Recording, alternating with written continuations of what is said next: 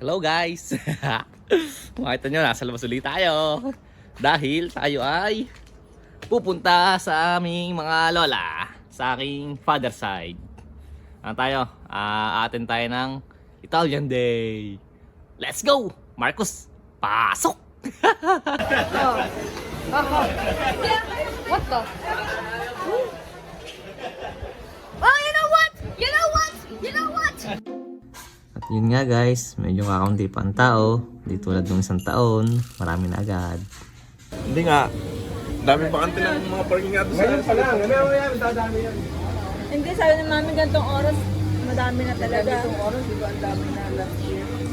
At wag na nga po kayo magtalo dyan. Oh, yan na oh. Ang dami ng tao. Oh. Yan, dami na naglalakad. Nga po, dumating na po ulit si Lola Drola para silipin at kung madami na tao.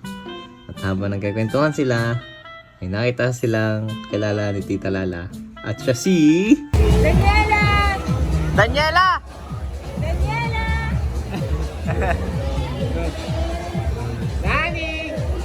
Daniela! Daniela! Hindi ka marinig. Daniela! Wala sa sounds.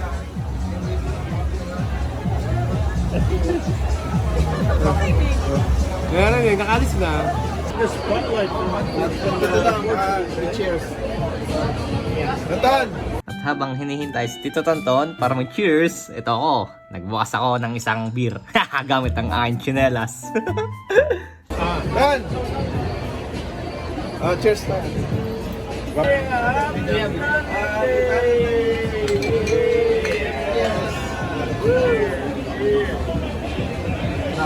They say good thing and didn't sell. That's probably what they say. But you know what Warren Buffett said? He's a billionaire. But the opportunities they missed would have doubled his salary. Warren Buffett. The most successful investor.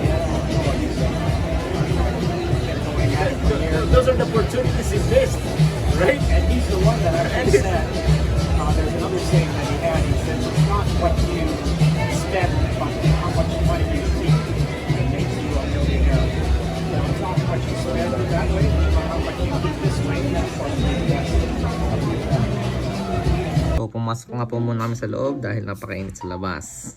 At yan, dito na kami nagiinom sa loob dahil nasa labas ang alak. Ayan, mauutosan si Marcus kumuha ng alak. Oh, you try. Yeah, go ahead. Put it in the center. Put it. Okay. No, you have to pull up. Pull up. No. Yeah, there you go. Yeah. So yun guys, dumating na yung mga higante. Medyo malilom na, pwede na tayong bumaba. Yaha!